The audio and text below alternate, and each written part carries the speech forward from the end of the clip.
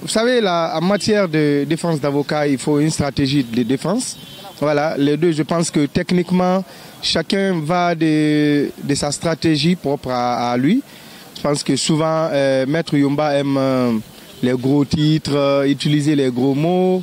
Mais c'est aussi bon, il aime déstabiliser ses adversaires, voilà, à travers sa hargne, un peu avec de la véhémence, le ton, la tonalité, tout ce qui va avec. Voilà. Et tandis que Maître Lansinet, c'est vrai qu'il a aussi du caractère, il a un ton un peu sec, mais n'empêche que lui, il va souvent dans le fond, il est un peu plus détaillant, il s'en prend à son adversaire par rapport à ses propres mots et par rapport aux faits.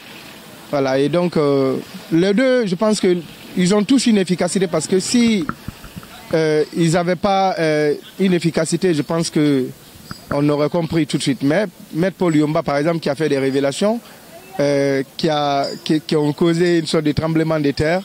Voilà. Et donc, on ne peut pas dire que l'un est mauvais par rapport à la façon de défendre Toumba. C'est très difficile de se prononcer sur l'issue d'un procès avant sa fin. On ne peut pas dire plus, mais ce qu'il faut dire, c'est que les deux quand même font le mieux possible pour tirer Toumba. Bon, si il va être coupable ou pas, ça, il appartiendra au tribunal. Peut-être que avant la fin du procès, on a encore des révélations, on ne sait pas. Il ne faut jamais vendre la peau de l'ours avant de l'avoir tué.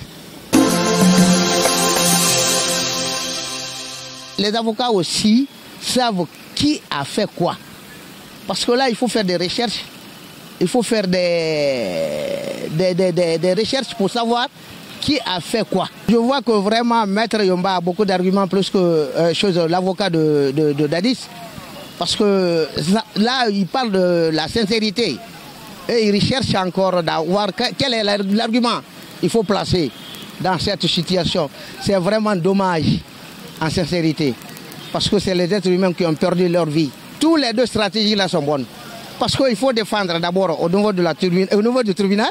Et il faut défendre parce qu'il y a des journalistes aussi qui posent les questions pour savoir les idées et comprendre les idées. Ça c'est clair, il faut ça. Donc tous les deux vraiment en train de faire leur travail. Et c'est ce qui est normal.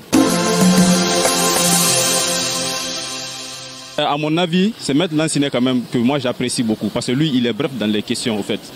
Il est tellement bref, donc je compte sur lui vraiment. Ça dit si Toumba doit être libéré, en tout cas que la vérité triomphe. Mais je crois bien, avec un tel avocat comme Maître Lansinet, je crois qu'il pourra bien aider Toumba. Souvent même moi, Maître Yumba, il emploie des mots même que moi, il faut d'abord que je cherche dans le dictionnaire. Donc du coup, et Maître Lansinet, dès qu'il pose des questions, là, tu as le sens directement, quoi, tu comprends tout, au fait. Je ne peux pas dire que Toumba pourrait être blanchi complètement de cette affaire. En tout cas, bon, on ne sait pas le vrai coupable pour le moment. Mais vouloir avoir ces deux grands avocats comme ça, ouais, je compte bien que ça peut marcher. Les meilleurs arguments pour la défense de Toumba, moi je dirais plutôt que c'est Paul Yumba Kourouma, parce que c'est quelqu'un qui connaît la matière. Il sait bien où toucher pour avoir,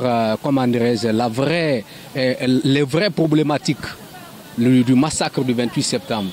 Parce que c'est quelqu'un aussi, c'est un baobab. Il sait ce qu'il fait. Est-ce que vous comprenez?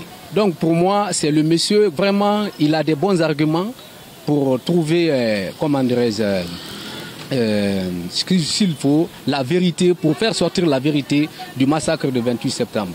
Maître Lansinet, oui, il a aussi ses qualités pour trouver la vérité sur ce massacre du 28 septembre.